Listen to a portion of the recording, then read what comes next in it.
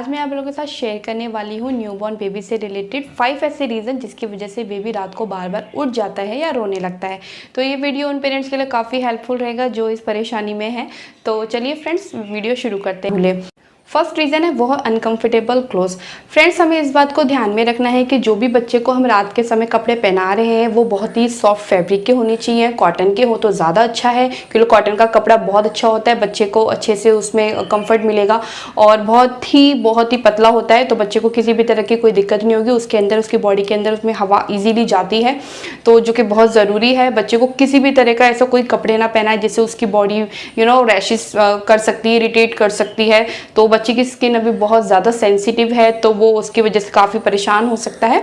तो आपको इस बात को हमेशा ध्यान रखना है कि जब भी आप बच्चे को रात में सुला रहे हैं तो उसके कपड़े बहुत आरामदायक हों, बहुत सॉफ्ट कपड़े के हों, कॉटन के हों तो बहुत ज़्यादा बेहतर हो सके तो फुल स्लीव्स पहनाइए, क्योंकि फुल स्लीव्स पहनाने से आपको ये बेनिफिट होगा कि बच्चे को रात में मॉस्किटो वगैरह नहीं काटेंगे, तो बच्चा इससे भी बार बार उठ सकता है। तो ये भी रीज़न बन सकता है बच्चे का रात में बार बार उठने का। कई जगह आपको पता है बहुत सारे मॉस्किटोज़ होते हैं तो बच्चे को ऐसे बीमारी का भी डर रहता है और बच्चा बार बार उठ जाता है। तो ये बात ध्यान रखें। और एक बात और यहाँ पे मैं बताना चाहूँगी कि जब भी आप बच्चे के लिए कपड़े लेके आ रहे हैं मार्केट से तो उनको पहले ज़रूर वॉश कीजिए अच्छे से, तभी बच्चे को पहनाइए। और बच्चे को हमेशा साफ़ सुथरे कपड़े ही पहनाइए क्योंकि वो भी बच्चे को इरिटेशन दे सकते हैं। बच्चे की स्किन बहुत सेंसिटिव है तो वो उस पर हार्श कर सकते हैं और बच्चे की स्किन बहुत ज़्यादा सेंसिटिव होने के कारण वो रैशेस भी बढ़ सकते हैं। तो ये फर्स्ट रीज़न है जो आपको बहुत ध्यान में रखना है। सेकेंड रीज़न है वो है डायपर। दोस्तों, हमें यहाँ पे ये बात को भी ध्यान रखना है कि डायपर बच्चे का ज़्यादा गीला ना हो, बहुत हैवी ना हो रात में, जिससे वो बार बार उठ सकता है गीलेपन के कारण।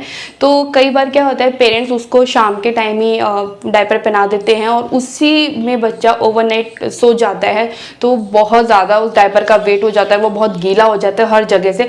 इस वजह से भी बच्चा बार बार गीलेपन के कारण इरिटेट होकर बार बार उठ जाता है, जिससे बार बार पेरेंट्स को भी परेशानी होती है, फिर बच्चा भी परेशान होता रहता है। तो आपको ये ध्यान रखना है जब भी आप बच्चे को रात में सुला रहे हैं उससे थोड़ी देर पहले ही उसको न्यू डायपर पहनाएं। अगर आपने शाम को डायपर पहनाया तो भी उसको न्यू डायपर ही पहनाएं, क्योंकि कई बार वो बहुत जल्दी, बच्चे रात में काफ़ी वॉशरूम करते हैं तो वो बहुत जल्दी भर जाएगा। तो आप जब भी उसको सुलाएंगे बच्चे को उससे थोड़ी देर पहले ही उसको न्यू डायपर पहनाइए, तभी उसको सुलाइए, तभी बच्चा बहुत आराम से काफ़ी समय तक सोता रहेगा और बीच में बार बार नहीं उठेगा।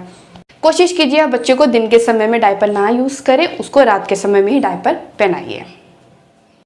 थर्ड रीज़न है वो बहुत इंपॉर्टेंट रीज़न है और सबसे ज़्यादा बच्चे इसी वजह से बार बार रोते हैं, वो है बच्चे की भूख। हाँ फ्रेंड्स, ये बात को हमें बहुत ध्यान रखना है कि बच्चे की भूख, बच्चे को कभी भी भूखे पेट नहीं सुलाना है, वरना वो बार बार उठेगा और बार बार रोएगा और भूख के लिए रोएगा। तो जब भी आप बच्चे को सुला रहे हैं तो उसको अच्छे से फीड कराएं, अच्छे से उसका पेट भरा हो तभी उसको सुलाइए, वरना बच्चा थोड़ी ही देर बाद उठ जाएगा और आपको परेशान करेगा और फिर बच्चे की भी नींद बार बार खुलती है, इसलिए वो बहुत चिड़चिड़ा हो जाता है। आपको बच्चे का टाइम पता होता है कि वो किस टाइम पे सोने वाला है, तो उससे थोड़ी देर पहले ही बच्चे का अच्छे से एक बार डायपर चेंज करके उसको अच्छे से फीड करा के फिर इसको सुलाइएगा। देखिएगा ये ज़रूर काम करेगा और फिर आपका बच्चा रात में जल्दी से नहीं उठेगा और एक अच्छी गहरी नींद लेगा। फोर्थ रीज़न है बच्चे को कभी अकेला ना छोड़े। दोस्तों, कई बार हम सोचते हैं बच्चा अब सो गया है, अब हम बाकी अपने सारे काम कर सकते हैं या मदर उसकी उठ के कुछ इधर उधर काम कर सकती है, बट ऐसा नहीं करना है एकदम से। बच्चा अभी सोया है, उसको मदर का टच चाहिए होता है, वो एक गर्माहट फील करता है अपनी मदर के साथ। तो जैसे ही मदर उठ जाती है तो बच्चे के काफ़ी सारे चांसेस होते हैं दोबारा से उठ जाने के। तो ये बात भी ध्यान में रखें कि अभी बच्चा सोया है तो कम से कम उसके पास काफ़ी टाइम तक लेटे रहें, उसके बाद ही उठें। और हो सके तो लेटे ही रहे रात के टाइम पे, क्योंकि बच्चे को वो टच बहुत अच्छा लगता है, बच्चा वो माँ का टच को फील करने लगता है और वो काफ़ी देर सोता रहता है। आपने कई बार नोटिस की होगी जब तक मदर अपने बच्चे के पास सोती रहती है बच्चा काफ़ी देर तक सोता रहता है, और जैसे ही मदर उठ जाती है उसके बाद थोड़ी देर में ही बच्चा उठ जाता है। तो ये इसी रीज़न के कारण होता है कि बच्चे को मदर का टच नहीं मिल रहा होता है और फिर वो रोने लगता है। तो ये काम बिल्कुल ना करें, बच्चे को अकेला नहीं छोड़ना है, इससे भी वो बार बार रात में उठ जाता है। और लास्ट रीज़न है रूम टेम्परेचर। हमें इस बात को भी ध्यान में रखना है कि रूम का टेम्परेचर क्या है। कई बार क्या होता है विंटर्स के टाइम में खास करके हम पेरेंट बच्चों को लेके बहुत ही चिंतित होते हैं कि बच्चे को कहीं सर्दी ना लग जाए, कहीं उसको हवा ना लग जाए तो वो बीमार पड़ जाएगा। बट ऐसी इतनी चिंता करने की कोई ज़रूरत नहीं है। बस आपको ये ध्यान रखना है कि कहीं से भी डायरेक्ट हवा बेड पर तो नहीं आ रही है जहाँ बच्चा सोया हुआ है। विंडो और दरवाजे आप सारे बंद करके रखिए जहाँ से डायरेक्ट हवा बच्चे को ना लगे। आप बच्चे को रात में सॉक्स पहना के रख सकते हैं, क्योंकि कई बार क्या होता है हम बच्चों को ब्लैंकेट उड़ाते हैं और वो मूव होते हैं और वो नहीं उड़ पाते और हमारी भी नींद लग जाती है, तो हम उसको बार बार ठीक नहीं कर सकते।